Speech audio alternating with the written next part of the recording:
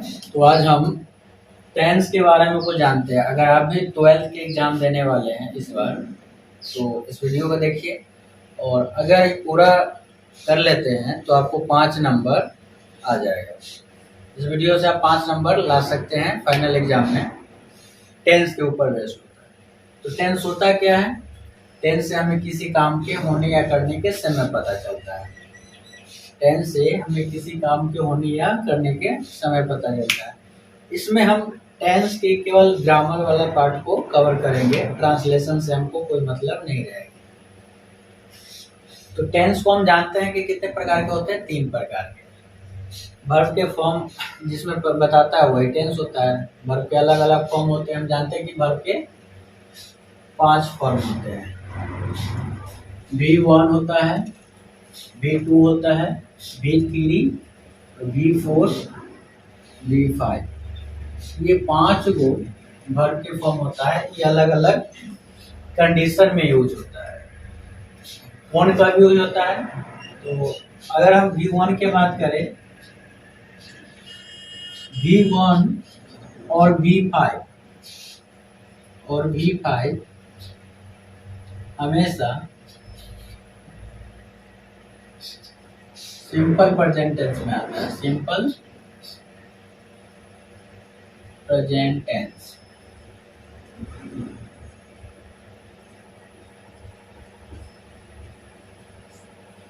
V1 और V5 हमेशा simple present tense में आएगा।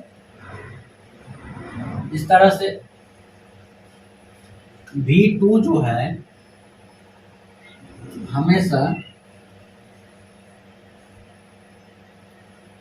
सिंपल पास्ट में आएगा।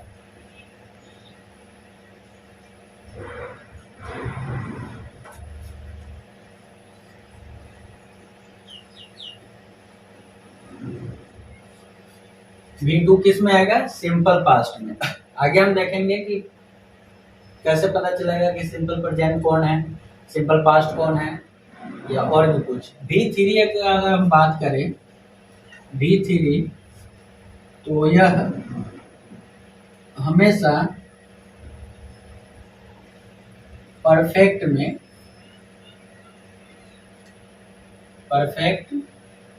टेंस, जब भी परफेक्ट टेंस के बात होगा तो आपको V3 ही लिखना होगा। तो जैसे सिंपल 3 तरह के टेंस होता है, तो तीनों में परफेक्ट होता है। प्रेजेंट परफेक्ट, पास्ट परफेक्ट और फ्यूचर परफेक्ट। तो जब भी परफेक्ट टेंस की बात करेंगे तो हमेशा V3 ही आएगा। V3 हमेशा परफेक्ट टेंस के साथ एवं पैसिव वॉइस में आता है। टेंस में एवं पैसिव वॉइस में आता है। तो V3 कब आएगा? या तो परफेक्ट टेंस है तब V3 आएगा, नहीं तो देखिए कि पैसिव वॉइस बन रहा है तो वहां V3 आएगा।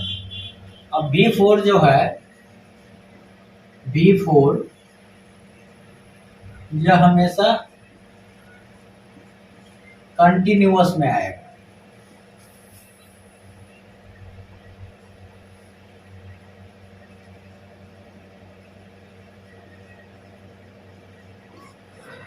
तो इस तरह से पांचों वर्ब का किस सिचुएशन में उपयोग करना है अभी हम देखे हैं। V1 और V5 हमेशा आएगा सिंपल प्रेजेंट टेंस में, दूसरा में नहीं आएगा। जब आएगा दूसरा में और भी कंडीशन होता है। अगर किसी सेंटेंस में आपका किसी सेंटेंस में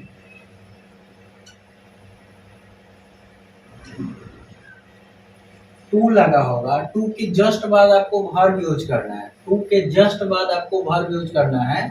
तो टू के जस्ट बाद हमेशा V1 आता है। कब आता है V1? अलग सेंटेंस में।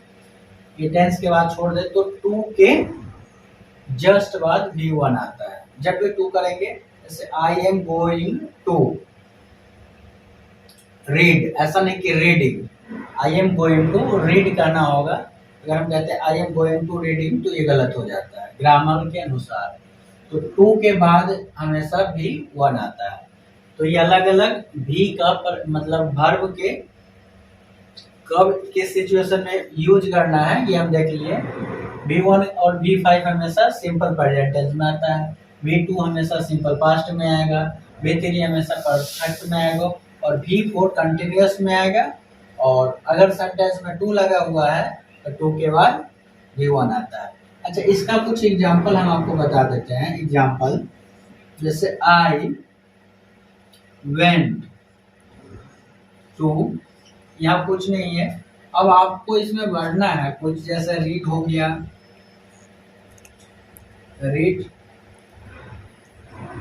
रीड्स हो गया, रीडिंग हो गया।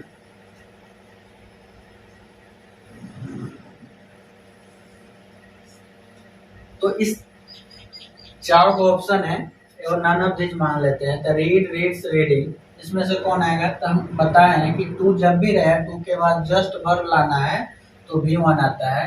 जानते हैं एस लगता है तो V5 हो जाता है और ये है तो V4। ING जब भी लगा होगा तो V4 होगा। ING में V4 लगा होता है और एस ये अगर लगा है वर्ब में तो समझिए कि V5 है। अब बच गया ये, तो ये हमेशा V1 बेस फॉर्म है तो यही आएगा। यहाँ क्या आ जाएगा? रीड आ जाएगा। और ये सेंटेंस इस तरह से एग्जाम में भी इस तरह से आपका रहेगा, सेंटेंस दिया हुआ रहेगा, वर्ब के फॉर्म सही को भरना होगा। तो इसको आप माइंड रखिएगा। अब आगे देखते हैं कि सेंटेंस कैसे पहचानेंगे, सिंपल प्रेजेंट है या सिंपल पास्ट है या सिंपल फ्यूचर है, परफेक्ट प्रेजेंट है, और उसमें किस तरह से हम नंबर ला सकते हैं इसको देखेंगे। तो अभी हम देखें कि V1 का भी यूज करना है, V2 का भी यूज करना है, V3 का भी यूज करना है, V4 का भी यूज करना है और V5 का भी यूज करना है। ये देखते हैं टेंस को। पहले ही बता चुके हैं कि इसमें हम ट्रांसलेशन वाला कोई पार्ट नहीं, केवल ग्रामर वाला पार्ट देखेंगे। तो टेंस जो होता है मुख्य रूप से तीन तरह का होता है। टेंस मुख्य रूप से तीन तरह का होता है। एक होता है प्रेजेंट, प्रेजेंट टेंस। दूसरा होता है पास्ट टेंस और तीसरा होता है future tense.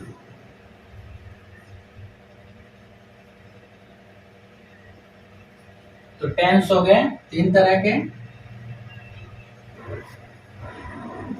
Present tense, past tense, future. प्रेजेंट का मतलब आप जानते हैं, प्रेजेंट एक वर्ड है जिसका मतलब होता है उपस्थित। प्रेजेंट मतलब कि अभी जो है, जो रहता है उसको प्रेजेंट कहते हैं, जो चला जाता है उसको पास्ट कहते हैं, और फ्यूचर जो आने वाला होता है। तो प्रेजेंट टेंस इसको चार तरह से बांटा गया, चार भाग में बांटा गया है। प्रेजेंट टेंस के चार भाग होते हैं। एक भाग होता है सिंपल प्रेजेंट,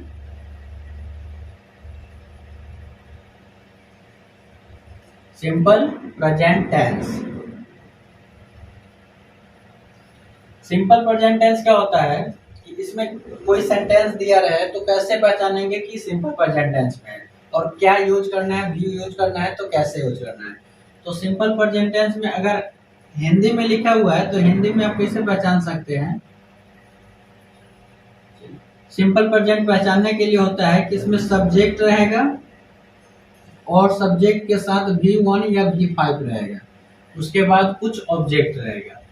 सब्जेक्ट V1 या V5 प्लस में ऑब्जेक्ट रहेगा। जब कभी भी सब्जेक्ट के साथ V1 या V5 आपको मिले तो समझिए कि वो सिंपल प्रेजेंट टेंस है। इसके अलावा डू या डज, डू या डज भी मिल जाए इसमें तो ये सिंपल प्रेजेंट टेंस होता है। जैसे सब्जेक्ट प्लस डू या does plus not plus V1 plus object. यहाँ हम दो तरह के सेंटेंस इसी दोनों पे बात करेंगे। स्ट्रक्चर टोटल नहीं लिखना है। सब्जेक्ट प्लस V1 या V5 प्लस ऑब्जेक्ट है। एक चीज यहाँ देखिए कि सब्जेक्ट प्लस डू या डज, उसके बाद नॉट में V1 आ गया है। इसमें आपको याद क्या रखना है कि डू या डज जब भी सेंटेंस में आता है तो V1 आता है। डू या डज के बाद V5 नहीं आता, चाहे उसमें सब्जेक्ट कोई भी हो, फर्स्ट हो सेकेंड हो। यहाँ आप कहिएगा कि ये V1 और V5 है, तब V1 कब लिखेंगे, V5 कब लिखेंगे। तो V1 सभी सेंटेंस के साथ लिखाता है, मगर V5 और डज केवल थर्ड पर्सन सिंगुलर नंबर के साथ आता है।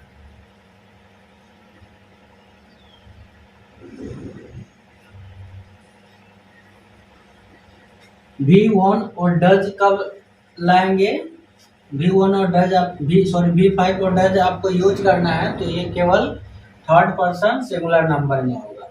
अब यहाँ दिक्कत ये हो गया है कि थर्ड पर्सन होता क्या होगा, या सिंगुलर नंबर, तो सिंगुलर नंबर का होता है एक वचन, मतलब कि कोई भी एगो सामान, जैसे पेन है तो एक, पेंसिल, बुक, ऐसे है तो एक है। अगर लड़की कह रहे हैं तो एक हो गया, लड़की यहाँ तो बहुत सारे हो गया। तो इस तरह से सिंगुलर का मतलब होता है एक संख्या में अगर कोई है तो, और थर्ड पर्सन है तो। और थर्ड पर्सन क्या होता है, तो पर्सन 3 तरह के होते हैं, इसको आप याद रखिए। पर्सन होता है 3 तरह के, एक होता है फर्स्ट पर्सन, एक होता है सेकेंड पर्सन, और एक होता है थर्ड पर्सन। तो फर्स्ट पर्सन में दो बस आई और बी आता है, आई और बी ये फर्स्ट पर्सन हो जाता है, आई बी फर्स्ट पर्सन हो जाता है। सेकेंड पर्सन केवल यू होता है, और बाकी जो भी बच जाता है वो सब थर्ड पर्सन आ जाता है। बी हो गया, सी हो गया,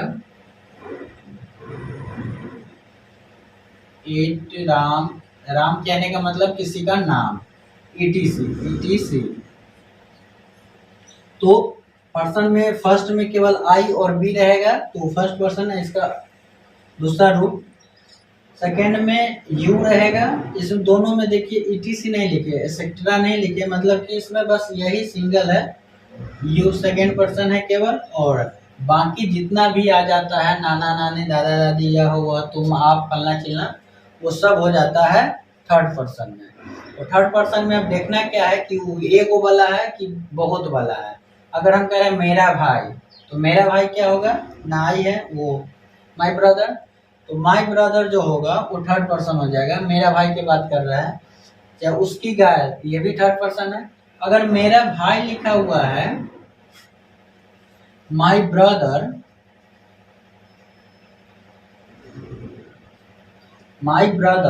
तो ये हो गया सिंगुलर, और इस अगर ये रहता माय ब्रदर्स,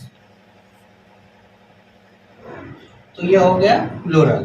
तो माय ब्रदर जैसा कि जानते हैं, इस लगने के बाद संख्या बढ़ जाता है, तो यहाँ हो गया माय ब्रदर, ये है सिंगुलर, इसमें V5 भी लगेगा, और जरूरी पड़े तो डज भी लगेगा, V1 नहीं लगेगा।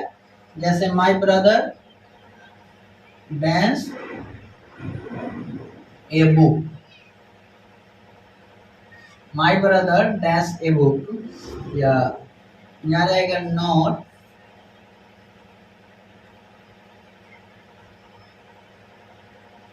Dash a book. अब यहाँ माय ब्रदर है, तो यहाँ ना आपको ऑप्शन देगा ये भरने का, रीड्स, रीडिंग,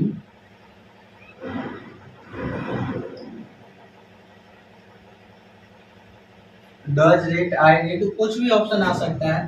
तो इसमें माय ब्रदर है, तो यहाँ रीड होगा, ऐसा लिखेगा सर कि रीड हो जाता है, सब्जेक्ट के बाद V1 लिखने से सब्जेक्ट के बाद V1 लिख देते हैं। अब V5 भी लिखते हैं, भूल गए, V5 आएगा, V5 कब आ जाएगा, V5 आएगा जब थर्ड पर्सन रहेगा। और माय ब्रदर क्या है, थर्ड पर्सन है, तो थर्ड पर्सन में V5 आता है, तो यहाँ आ जाएगा रीड्स, तो इसका आंसर हो जाएगा रीड्स, यहाँ आना चाहिए रीड्स आना चाहिए। इस तरह से my brother dash not a book, इनमें ऑप्शन ये है, रीड है, डू है, डज है, रीड्स है, रीड्स है, इस तरह के रीडिंग है और भी ऑप्शन है। तो कौन कौन आएगा? माय ब्रदर, ब्रदर्स है, तो ब्रदर्स है तो एक तो बहुवचन हो गया, और बहुवचन में देखिए न तो डज आता है न तो V5 आएगा, केवल इसमें लिखा है केवल थर्ड पर्सन सिंगुलर नंबर में आता है, और ये हो गया प्लूरल नंबर। तो प्लूरल नंबर है, यहाँ एस है तो इसीलिए यहाँ डू आएगा और यहाँ रीड आएगा।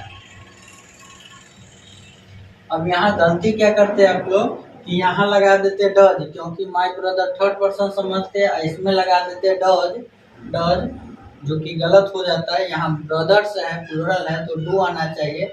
और इसके बाद भी ये गलती और क्या होती है कि ब्रदर्स डू नॉट, और यहाँ आ जाता है रीड्स, यहाँ रीड्स लगा देते हैं, जो कि यहाँ ऑप्शन में भी रहेगा उस तरह से रीड्स, तो ये भी गलत हो जाता है, क्योंकि हम जानते हैं कि ब्रदर्स के बाद जब प्लूरल आ जाता है तो V1 ही आता है। दूसरी बात यहाँ देखिए कि जब डू डज का प्रयोग हो जाता है तो सेंटेंस में V1 लिखते हैं। इसको यहाँ लिख देते हैं कि जब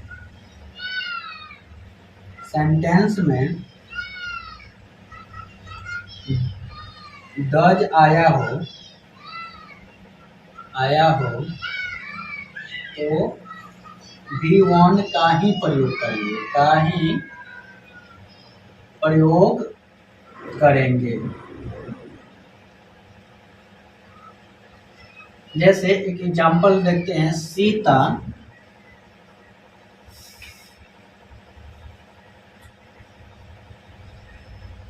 डज राम डैश, इसमें वर्ब फॉर्म आपको कहेगा भरने के लिए, जैसे प्ले, प्लेज, प्ले, प्लेइंग। तो इसमें आप क्या भरोगे? डज राम, अब कहोगे राम नाम है और राम नाम होता है थर्ड पर्सन, तो सिंगुलर नंबर है तो ये थर्ड पर्सन सिंगुलर नंबर हो गया। थर्ड पर्सन सिंगुलर नंबर में कहे थे कि डज आएगा, तो इसलिए आप लोग प्लेज लगा दीजिएगा, तो ये फिर गलत हो जाए, क्योंकि हम यहाँ एक बात और लिखे हैं कि जब सेंटेंस में डज आया हो तो V1 का ही प्रयोग करेंगे, V5 प्रयोग में नहीं आएगा। तो यहाँ फिर आ जाएगा प्ले, क्या आ जाएगा? प्ले, मतलब कि ये सही होगा, ये गलत हो जाएगा V5 वाला। इस तरह आगे और देखते हैं। अभी हम देख रहे थे सिंपल प्रेजेंट टेंस, क्या देख रहे थे? Simple present tense. तो देखिए कि V1 कब आएगा, V5 कब आएगा, डू कब आएगा, डज कब आएगा। उसके बाद हम देखते हैं जहाँ डज नहीं आएगा वहाँ डू ही आएगा, तो ये मतलब कंफ्यूजन नहीं रहना चाहिए कि भाई डू लिखेंगे कहाँ। डज के लिए स्पेशल होता है, डू के तो मतलब जहाँ डज नहीं आएगा उस सब में क्या हो जाएगा? डू आ जाएगा। तो डज अगर याद है तो डू का आसानी से याद कर सकते हैं, V1 है तो V5 कर सकते हैं, तो ये बात होगी। अब है कि सिंपल प्रेजेंट टेंस उस स्थिति में भी होता है जब कोई फ्यूचर में प्लान रहता है और फ्यूचर टाइम वाले एडवर्ब का प्रयोग हुआ रहता है, तो वहाँ सिंपल प्रेजेंट टेंस आता है। इसमें आपको एग्जांपल से समझ में आएगा। जैसे मान लेते हैं the chief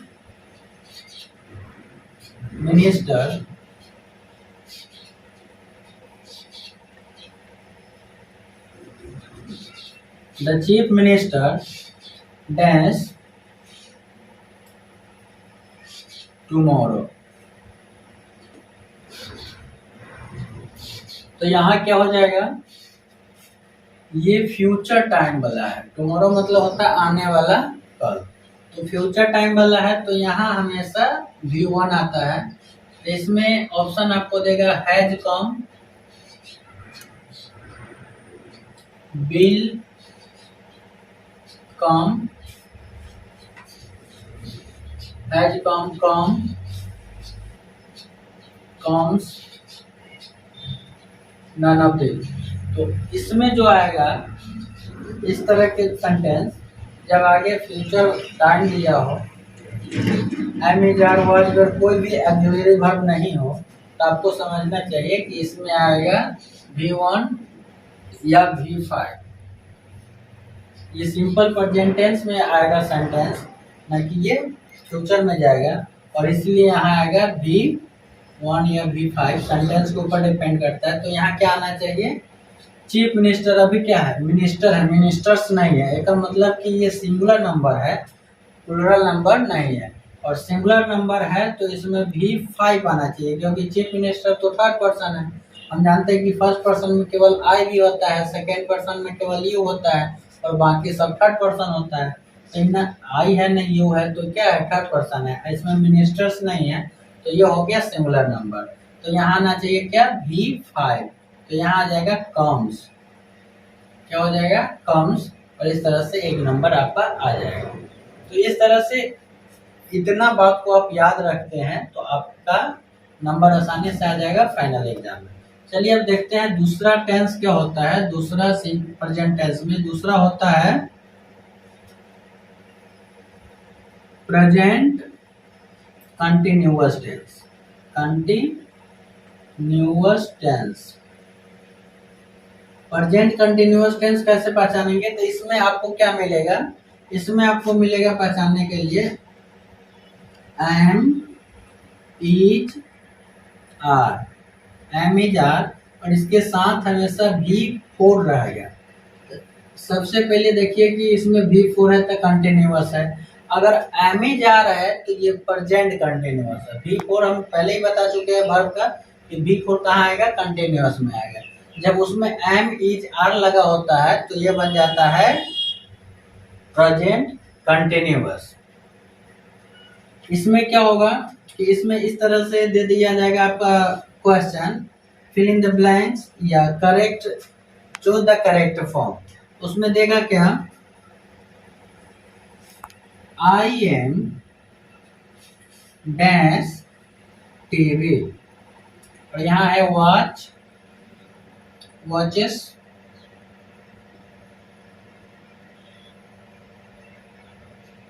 watching, none of this. तो इसमें क्या होगा, देखिए यहाँ एम है, आई है, सब्जेक्ट सेंटेंस हो गया, एम है दिया तो ये तो एम है, ठीक है, और टीवी है। इसमें वर्ब फॉर्म लिखना है, तो एम के बाद वाला वर्ब फॉर्म क्या होता है, एम इज आर के बाद वर्ब फॉर्म में आता है वी का 4 नंबर। तो इसमें आना चाहिए आईएनजी वाला। अब वॉच में तो आईएनजी है नहीं, वॉचेस में नहीं है, तो वॉचिंग में है, तो V4। तो यहाँ हो जाएगा वॉचिंग, इसका सही आंसर हो जाएगा watching.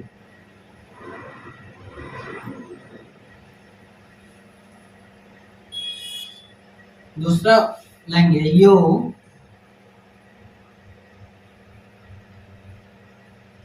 Are dash to market.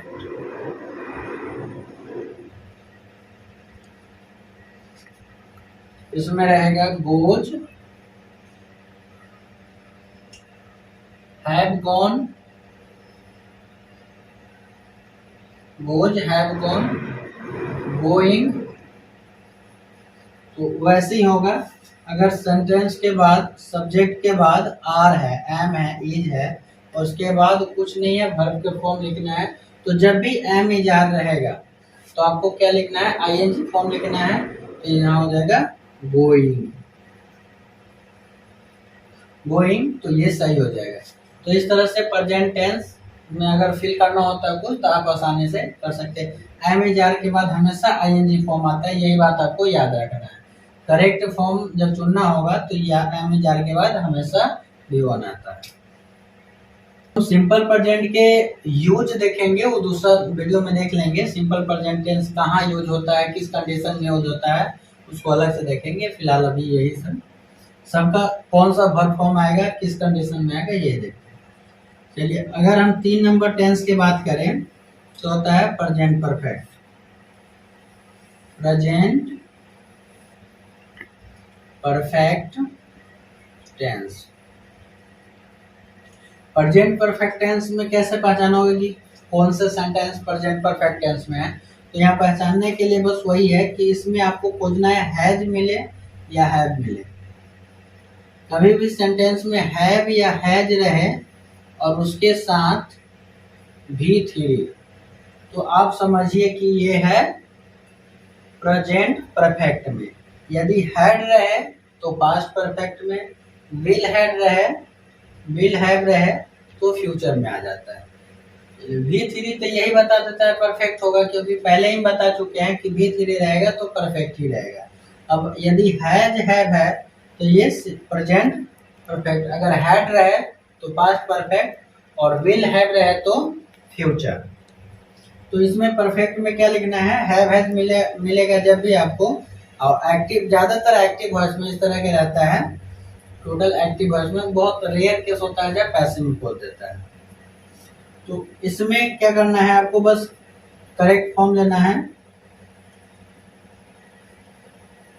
Ram has dash to Patna. तो यहाँ क्या होगा, यहाँ आपको देगा go, going, goes, then gone. इसमें से कौन सा फॉर्म आएगा, तो यहाँ देखिए सेंटेंस राम हैड है, तो यहाँ ये बात आपको याद रखना कि हैव या हैज के बाद, हैव या हैज के बाद हमेशा V3 आता है। याद रखिए, हैव और हैज के बाद हमेशा V3 आता है, अगर बीच में टू नहीं है तो। अगर टू आ जाएगा तो फिर V1 आता है, ये जानते हैं। तो हैव हैज के बाद क्या लिखना है, वो तो लिख नहीं सकते, वही नहीं लिखते, बोझ नहीं लिखते, वेंट नहीं, गॉन। तो इसमें क्या होगा, गॉन। ये होता है V3 गॉन, तो इसमें आ जाएगा गॉन। अगर आप इसी तरह के दूसरा एक और सेंटेंस देते हैं, Ram has dash, Ram has to dash to Patna. इसमें मान लीजिए कि सेम ही ऑप्शन भी सेम है, अब देखने में सेंटेंस भी सेम लगता है। बच्चा यहाँ दो तरह के कंफ्यूजन करते, कुछ अगर राम है वो थर्ड पर्सन समझ लेता है और बोझ लगा सकता है, एक तो ये गलती। दूसरा कि इसमें फिर हैज है तो वहां जाएगा गॉन लगा देगा, वो भी गलती। एक बात और वो याद नहीं रखेगा कि टू के बाद हमेशा V1 आता है। तो यहाँ राम हैज टू है तो यहाँ V1 आएगा, और यहाँ गो सही होगा, न कि बोझ सही, गोइंग और गॉन सही होगा। अगर गॉन करते हैं तो वो गलत हो जाएगा, यहाँ आपका वो सही होगा इस वाले नीचे वाले कंडीशन में। ऊपर वाले में हैज के बाद कुछ नहीं है तो यहाँ गॉन आएगा और ये V3 आएगा। तो ये अंतर आपको याद रखना है ताकि आप नंबर उठा सके। दूसरा है कि एक कंडीशन और है कि हैव कब आएगा और हैज कब आएगा। तो देखिए, जिस तरह से हम डू डज का जाने हैं कि V5 और डज तभी आता है जब थर्ड पर्सन सिंगुलर नंबर आता है, तो उसी तरह से हैज भी तभी आता है, याद आप लिख लीजिए, हैज भी तभी आता है। हैज का प्रयोग केवल थर्ड पर्सन सिंगुलर नंबर में करते हैं।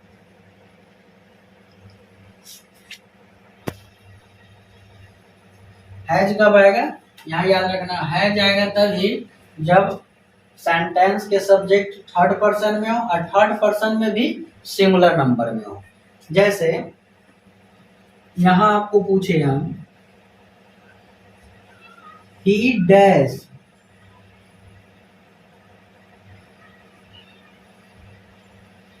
बीटेन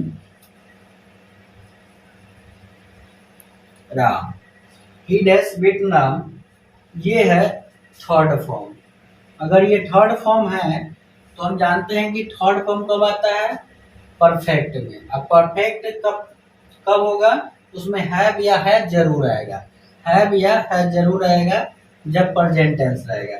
आप में को ऑप्शन मिल सकता है, इसमें वाज मिल सकता है, या इज मिल सकता है, या हैव मिल सकता है, या हैज मिल सकता है।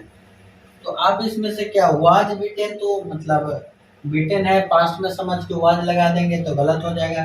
ही है सिंगुलर नंबर है समझ के इज लगा देंगे तब भी गलत हो जाएगा।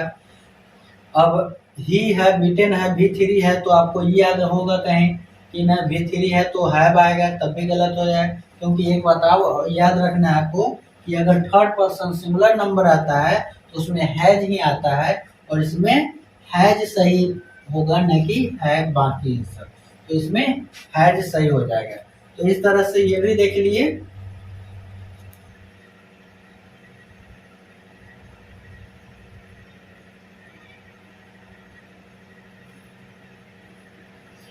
तो अब नेक्स्ट देखते हैं।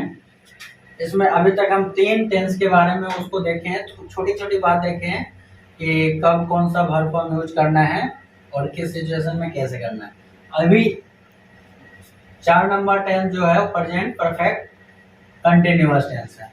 तो इसमें क्या होता है, कैसे पहचानोगे?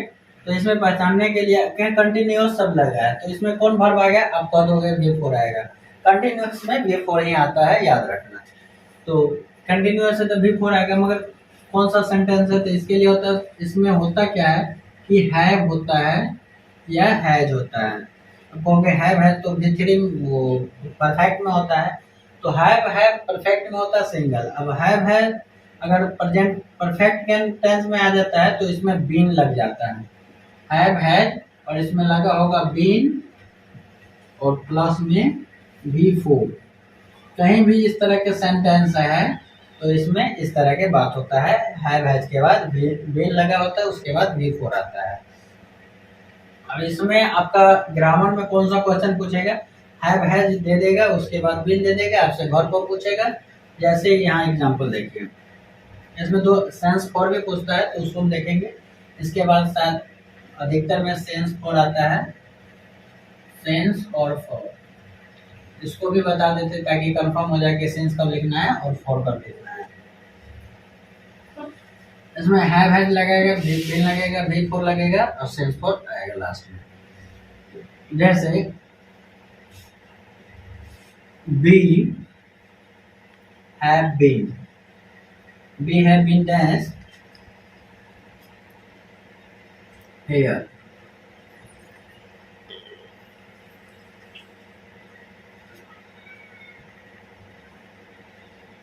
अब इसमें ऑप्शन दे देगा lives here dash 5 years। अब ऑप्शन है इसमें कि इसमें सेंस लिखना है, फॉर लिखना है, वो वाला। और इसमें क्या आएगा, वर्ब का कौन सा फॉर्म आएगा।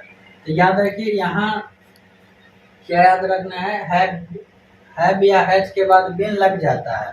हैव या हैज के बाद बीन लग जाता है तो हमेशा आईएनजी फॉर्म आता है। हैव हैज के बाद बीन लग जाता है तो हमेशा आईएनजी फॉर्म आता है। मतलब कि इसमें होगा, अगर लिव होगा तो लिविंग हो जाएगा, LIVING, लिविंग।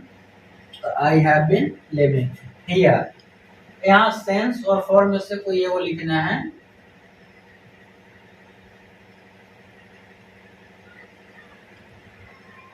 अभी दोनों में से आएगा कौन? तो सेंस फॉर का प्रयोग के लिए अभी तो आप ये सीख लिए कि हैव हैज के बाद जब भी आएगा तो आईएनजी फॉर्म ही आएगा। हैव हैज बीन के बाद जब भी आएगा आईएनजी फॉर्म आएगा।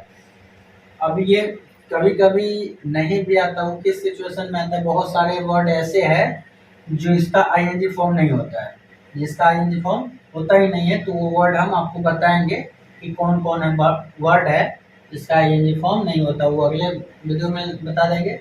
आज बस ये लास्ट है। Be have been living, ING form आया, हियर डैश हियर। सेंस है, फॉर है, ये लिखना है। तो सेंस का प्रयोग आपको करना कब होता है? सेंस का प्रयोग कुछ फिक्स पॉइंट ऑफ टाइम रहता है उसके बाद होता है। पॉइंट ऑफ टाइम, इसको थोड़ा समझेंगे। पॉइंट ऑफ टाइम से पहले होता है, पॉइंट ऑफ टाइम से पहले होता है। सेंस का प्रयोग कब होता है? पॉइंट ऑफ टाइम से पहले। अब कहोगे कि पॉइंट ऑफ टाइम होता क्या है? पॉइंट ऑफ टाइम कहने का मतलब समय के एक फिक्स, जिससे समय पता चले कि हाँ कब से है। अब इसमें भी तो पता चल रहा है कि 5 सालों से है।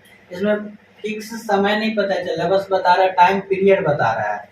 अब फॉर का प्रयोग कहाँ होगा, चलो पहले ये समझ लेते हैं सिंस का प्रयोग पॉइंट ऑफ टाइम से पहले होता है। अब पॉइंट ऑफ टाइम कहने का क्या मतलब है, तो पॉइंट ऑफ टाइम कहने का मतलब कि फिक्स समय पता चले।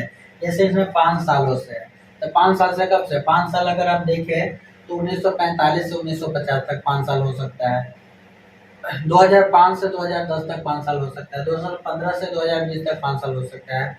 तो इस तरह से इसमें कोई फिक्स टाइम नहीं हुआ कि बस पीरियड बता रहा है कि इतना से इतना तक, इसमें फिक्स टाइम नहीं हुआ। तो इसलिए इसमें अब समझ गए होंगे कि क्या आएगा, सिंस आएगा कि फॉर आएगा। तो पॉइंट ऑफ टाइम का मतलब क्या होता है, पॉइंट ऑफ टाइम का मतलब होता है फिक्स। जैसे कि हम कहेंगे संडे से, पॉइंट ऑफ टाइम का मतलब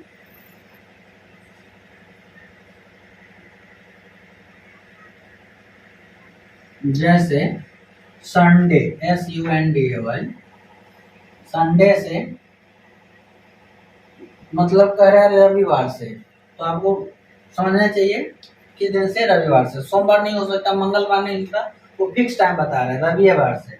इस तरह से पूछेगा 2005 से, 2005 से, तो ये नहीं बता रहा है, दो फिक्स टाइम बता रहा है 2005 आगे पीछे नहीं हो सकता, वो फिक्स कर दिया तो उतना ही होगा। जैसे अगर हम कह देंगे कई वर्षों से, तो आगे पीछे हो सकता है, कई वर्ष में वो पीरियड बता दिया कि हाँ 10 वर्ष का है। जैसे अभी बताया कि 10 वर्ष का मतलब 2010 से 2020 तक भी हो सकता है। मगर हम कह देंगे कि 2005 से, तो आगे जा सकता है ना पीछे आ सकता है, जब से कह रहा है तब से। तो ये हो गया पॉइंट ऑफ टाइम। जैसे 10 बजे से, 10 बजे से अगर हम कह देंगे 2 घंटा से, तो 2 घंटा कब से, 12 से 2, 4 से 6, कभी भी 2 घंटा पूरा सकते हैं। मगर हम कहेंगे 10 बजे से, तो इसका मतलब 10 बजे फिक्स टाइम हो गया। तो इसलिए संडे से 2005 से 10 बजे से। एक और है कि मॉर्निंग से, सुबह से, बचपन से,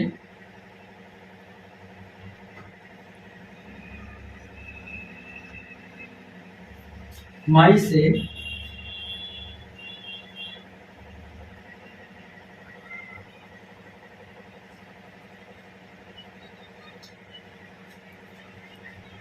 इत्यादि।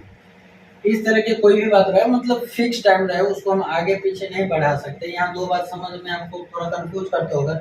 सुबह से कैसे पॉइंट ऑफ टाइम हो गया, सुबह से कह रहा था, सुबह को हम शाम में नहीं बदल सकते, सुबह कह रहा था सुबह से होगा, इसलिए सुबह जो आता है उससे पहले सिंस रहेगा। मॉर्निंग जब भी है तो मॉर्निंग से पहले आपको सिंस लिखना होगा। इस तरह चाइल्डहुड है वर्ड, तो इससे पहले भी आपको सिंस लिखना होगा। तो आप समझ गए होंगे कि यहाँ लिखा है क्या, 5 वर्षों से कोई फिक्स टाइम नहीं हो, आगे पीछे बढ़ा सकते पीरियड को। तो यहाँ तो आ जाएगा फॉर, क्या आ गया, फॉर आ गया, इसमें आ गया फॉर। फॉर का प्रयोग होता है, फॉर का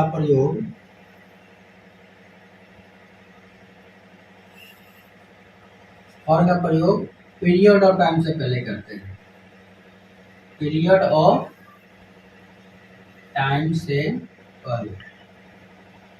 अब कहोगे पीरियड ऑफ टाइम का होता है, तो वही बताएं कि आगे पीछे उसको कर लो, बस वो फिक्स दूरी रहेगा। जैसे हम कह रहे हैं 2 घंटों से, जैसे 2 घंटों से, कई महीनों से, कई महीनों से, उस तरह से रहेगा कई वर्षों से,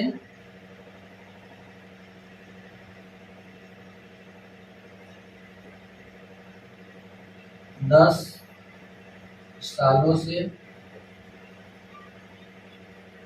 इस तरह की कहीं बात रहेगा तो आपको फॉर लिखना होगा।